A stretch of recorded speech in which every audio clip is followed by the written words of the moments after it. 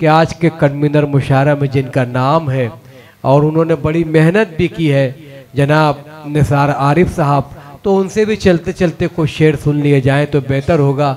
हक बहकदार रसीद होना भी चाहिए। और मैं आपसे गुजारिश करूँगा दोस्तों, जाने का माहौल न बनाए, बिराए मेहरबानी। सिर्फ 5-6 शोरा इकराम बचे हुए, हम उन्हें समाअत करना है और बड़ी दूर से मेहमान आए हैं। अगर आप जाने का माहौल बनाओगे तो कन्वीनर मुशायरा से लेकर सदर मुशायरा तक बहुत तकलीफ होगी। बस चंद लम्हों की बात है, आपके महबूब शायर आपसे मुलाकात करेंगे।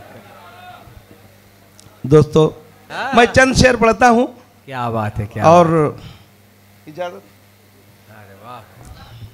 हर एक अल्फाज खुशबू घोलता है, हर अल्फाज खुशबू घोलता है, हर एक अल्फाज खुशबू घोलता है, जुबां को करके काबू बोलता है, जुबां को करके काबू बोलता है, मिटाने की जो साजिश कर रहा है, मिटाने की जो साजिश कर रहा है, कसम से वो भी उर्दू बोलता है।